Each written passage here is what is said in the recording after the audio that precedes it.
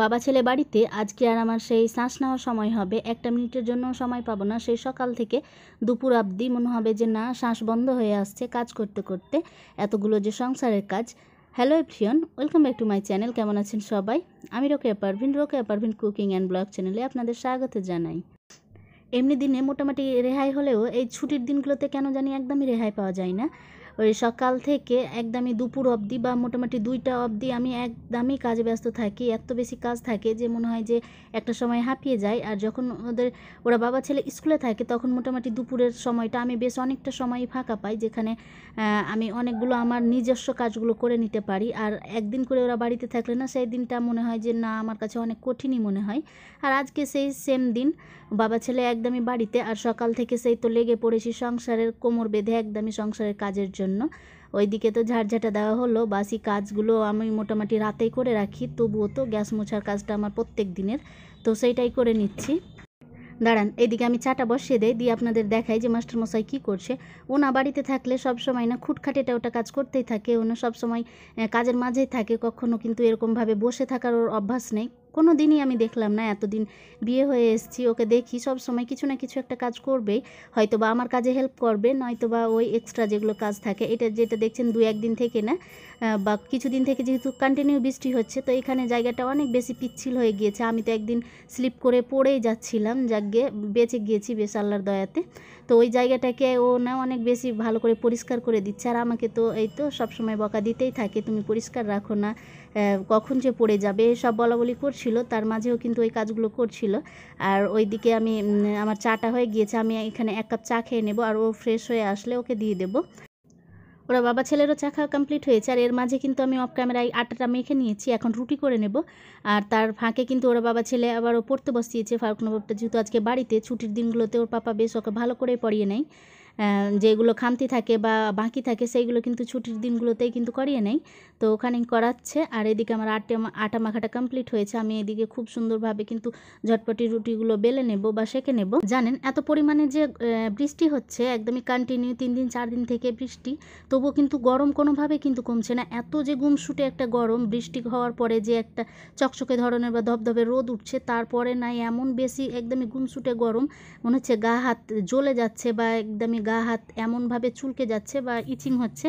এই প্রবলেমটা কিন্তু ইদানিং আমার অনেক বেশি হচ্ছে। এই ইচিংয়ের জন্য আমি তো একদিন ডক্টর দেখিয়েও এসেছিলাম, আপনাদের সাথে আমি শেয়ার করেছিলাম। তো আমি যেটা ফিল করছিলাম যে হয়তো বা অ্যালার্জি হয়েছে, কিন্তু তা নয়। এই গরমের কারণে না, আমি গরমটা একটু কমই সইতে পারি। এমনিতে আমাকে গরম খুব কমই লাগে, কিন্তু যখনই আবারও আমি ঘেমে যাই বা গরমটা আমার বেশি মনে হয়, তখনই আবার মনে হয় যে উত্তেজিত হয়ে যায়, মাথা কাজ করে না, এরকম একটা অবস্থা। তো যাই হোক, আজকেও সেম গরম লাগছে, কিন্তু অনেক বেশি গরম লাগছিল। এখানে যেহেতু রুটি করছিলাম, আর ভাত বা বাকি রান্নার জন্য আপনার এতটাও গরম লাগবে না যতটা না রুটি করার জন্য। এদিকে আবার দেখি ছেলে মাছ নিয়ে এসছে, ওর পাপা নাকি হয়তো বা নিচে বা মার্কেট কোথাও থেকে হয়তো মাছ নিয়ে এসছে। আমাদের এখানে না চিকেনটা বা মাংসটা বাড়ির সামনে অ্যাভেলেবেল বা পেয়ে নিয়ে, কিন্তু মাছটা তেমনভাবে পাওয়া যায় না। কিন্তু হয়তো বা কেউ একজন বিক্রি করতে এসেছিলো, পেয়েছে, এমনটা হয়তো বা হয়েছে। ছেলের দিকে দেখতে গিয়ে দেখুন কি অবস্থা হয়েছে, আমার রুটিটা না একদমই সাদা কালো হয়ে গিয়েছে। যাই হোক, এদিকে আরও কয়েকটা রুটি আমি এখানে সেঁকে নিচ্ছি। ফারুক নবাবটা আবার ডিম ছাড়া ওর রুটি খাওয়া হবে না, এমনি সবজি দিয়ে তো একদমই রুটি খেতে চায় না, রুটি খেতে চায় না, তবুও এই যে ডিমের অমলেটটা পেলে তবুও একটু খেয়ে নেই।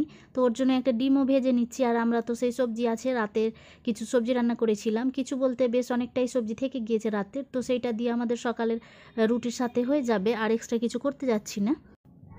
দাঁড়ান, এবার একটু নিচে যাই, নিচে থেকে না সব কাপড়গুলো নিয়ে আসি। কালকে যেহেতু অনেকগুলো কাপড় কেচে দিয়েছিলাম, আর বৃষ্টি যে থেকে থেকে তো বৃষ্টি চলে আসছে, আর কাপড়গুলো না তেমনটা শোকায়নি, তো সবগুলো নিচে নিয়ে চলে গিয়েছিলাম। আর আজকে দেখি যে আবারও সকাল সকাল একদমই ঝলমলে একটা রোদ্দুর দেখা দিয়েছে। ভাবলাম ঝটপট কাপড়গুলো দিয়ে দেয়, নয়তো বা এই যে বর্ষার দিনে না কাপড়গুলো কেমন যেন গন্ধ হয়ে যাচ্ছে, ভিজা কাপড়ে অনেক বেশি খারাপ লাগছে। আবারও সার্ফে খাঁচা ছাড়া কিন্তু আর কোনো রকম উপায় হয় না, তো ওই জন্য এখানে আমি সবগুলো কাপড়কে আবারও রোদে দিয়ে দিচ্ছিলাম। আর যে রোদ আছে না ঝলমলে, একদমই শুকিয়ে যাবে ঘন্টাখানিকের মধ্যে, তো আমি সবগুলো কাপড় দিয়ে দেই। তারপরে আমাদের সকালের নাস্তাটা আমি করে নেব। রেডি তো করা হয়ে গিয়েছে, কিন্তু আর খাওয়া হয়নি, এই কাজগুলো করে নিয়ে তারপরে খেয়ে নেব।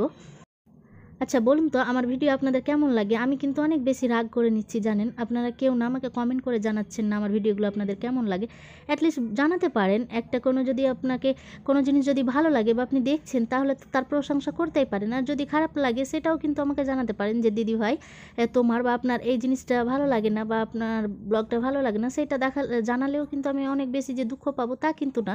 হ্যাঁ, একটু হয়তো মন খারাপ করবে যে অনেক বেশি চেষ্টা করি আপনাদের সবসময় ভালো কিছু দেখানোর বা ভালো কিছু বলার জন্য। সবসময় আমি চাই যে আপনারা যেন ভালো কিছু দেখেন, ভালো কিছু শোনেন। তো তারপরেও যদি আমি না পারি তাতে কিন্তু আমার তেমনভাবে দুঃখ হবে না। তো প্লিজ আপনারা একটু জানাবেন আমাকে কমেন্ট করে যে আমার ভিডিওগুলো আপনাদের কেমন লাগে। যদি ভালো লাগে সুন্দর একটি লাইক করে আমার পাশে থাকবেন। আর যদি একটু বেশি ভালো লেগে যায় তো আপনার ফ্রেন্ড ফ্যামিলি বা বন্ধুবান্ধবের সাথে শেয়ার করতে পারেন। আমি অনেক বেশি খুশি হয়ে যাব জানেন। আর সুন্দর একটা লাইক তো আপনাদের থেকে আশা করতেই পারি।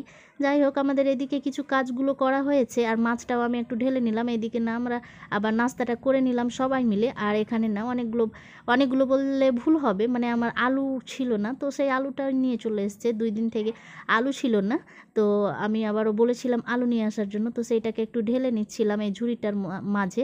আবারও যে গুমসুটে গরম, দেখা গেল এভাবে রেখে দিলে কিন্তু পচে যাবে, আর এমনি শুধু রেখে দিলে আর এভাবে একটু ছড়িয়ে রাখলে না সেই আলুটা অনেক দিন অবধি টিকে থাকবে। আর এদিকে আমার সেই থালা বাসন মাজার ভীমটাও শেষ হয়ে গিয়েছিলো, সেইটাও নিয়ে চলে এসছে। চলুন এই হাঁড়িটা মেজে নেই, আবারও ভাত তো বসাতে হবে। ভাত তো হতে বেশ 1 ঘন্টার মতো সময় লেগে যাচ্ছে।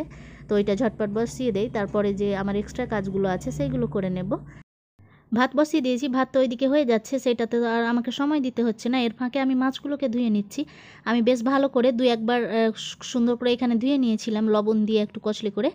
আর এখন আমি একটু ভালো করে ক্লিন করে নিচ্ছি। দেন আমার মাছ ধোয়াটা কমপ্লিট হলে এখন আমি লবণ হলুদ দিয়ে এখানে ভাজার জন্য প্রসেস করে নেব। আর এখান থেকে কিন্তু আমি কাঁচা মাছ মোটামুটি 4টার মতো পিস উঠিয়ে রেখে দিয়েছি। এতগুলো মাছ তো আমাদের 3 জনের খেতে পারবো না, ওই জন্য আমি রেখে দিলাম ডিপ ফ্রিজে। আর সেটা কিন্তু ধুয়ে নেই, এমনভাবে এমনি রেখে দিয়েছিলাম বক্সের মধ্যে। আর যেগুলো আজকে রান্না করে নিব, যেগুলো সব মাছ সেগুলো আমি এখানে ধুয়ে নিয়েছি আর সেগুলোকেই লবণ আর হলুদ মাখিয়ে নিচ্ছি। আর এখন কিন্তু আমি ভেজে নেব। আর তার সাথে কিছুটা আমি এখানে মাছের ডিমও রেখে দিয়েছিলাম, আর কিছুটা আবার বক্সে রেখে দিয়েছি, অন্য একদিন করে নেব। আর আজকের জন্য কিছুটা বার করে রেখে দিয়েছি। তো সবগুলোকে আমি একসাথে কিন্তু মিক্স করে নিচ্ছি। মিক্স করা হয়ে গেলে আমি কড়াইয়ে তেল দিয়ে এইগুলোকে ভেজে নেব খুব সুন্দরভাবে।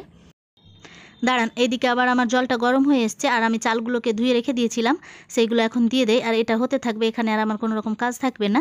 বাকি আমি মাছের রান্নাটা বা মাছ ভাজার কাজটা করে নেব। দাঁড়ান, ভাতের আমি পাতিলটাকে ওই সাইডে করে দিই। ওইটা গ্যাসের ফ্লেমটা না ছোট, আর এটা যেহেতু বড়, আর আমাকে যেহেতু এখানে অনেক বেশি এখন কাজ করতে হবে, ওই জন্য মাছের কড়াইটাকে এইদিকে করে দিলাম। আর ভাতটা ওইদিকে হোক অনেকটা সময় নিয়ে, ওইটাতে আর কোনো টেনশন নেই। অনেকে আবার মাছ ভাজা একদমই লালচে করে বেশি কুড়মুড়ে টাইপের খেতে পছন্দ করে, কিন্তু মাস্টারমশাই কেন জানি আবার বেশি মাছ ভাজা পছন্দ করে না।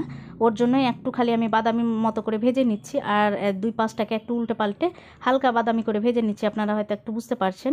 এই পর্যায়ে মাছটা আমার ভাজা হলেই আমি উঠিয়ে নেব। দাঁড়ান, এইদিকে আমার বলতে বলতে কিন্তু মাছটা ভাজাও কমপ্লিট হয়েছে। আর 2-4 পিস আছে, ওইটা ভেজে নেব। তারপর এর ফাঁকে কিন্তু আমি ওই মাছটা ভাজা হবে। আর এদিকে কিন্তু আমি সবজিগুলো কেটে কুটে রেডি করে নেব। এই যে আমার সেই সবজিগুলো কাটাকুটি রেডি হয়েছে। এদিকে আলু কেটে নিয়েছি গোল গোল স্লাইস করে, তার সাথে একটা বেগুন দিয়ে দিয়েছি আর তার সাথে 2টো টমেটো। এই আলু বেগুন টমেটো দিয়ে এরা মাছ না অনেক বেশি পছন্দ করে মাস্টারমশাই ছেলে। আর তাদের সাথে থেকে থেকে এখন আমিও পছন্দ করি, কিছু বিকল্প যেহেতু নেই, তো খেয়ে খেয়ে না এখন আমারও অভ্যাসে হয়ে গিয়েছে। আজকাল না দ্রব্যমূল্য বৃদ্ধি এত বেশি হয়েছে যে কল্পনার বাইরে। আলুগুলোই এখন আপনার মোটামুটি 35 টাকা কেজি। আর পরশু দিন মোটামুটি 2 কেজির মতো আলু নিয়ে আসা হয়েছিল। এর মাঝে না 1 কেজির মতো আপনার আলু আমার না সবগুলোই কিন্তু খারাপ বেরিয়ে গিয়েছে। ভেতর থেকে একদমই রক্ত ধরনের দাগ, আর উপর থেকে একদমই নীল নীল টাইপের আলু। সেগুলো কি আর খাওয়া যায় বলুন তো? রান্নাও যদি আপনি করে নেন তাহলে তো সিদ্ধ হবে না, আর এইসব না রান্না আপনি করতেও পারবেন না। তো যাই হোক, অনেকগুলো আলু ফেলে দিতে হয়েছে, মোটামুটি 1 কেজির মতো। এত দাম দিয়ে চড়া দামে আলু কিনে যদি ফেলতে হয় সত্যি অনেক বেশি মন খারাপ হয়। অনেক বেশি মন খারাপ করছিল, কিন্তু কি করব, খাওয়াও তো যাবে না। সবগুলো আলু ফেলে দিয়ে আর এখানে কিছু আলু আমি রান্না করে নিয়েছি।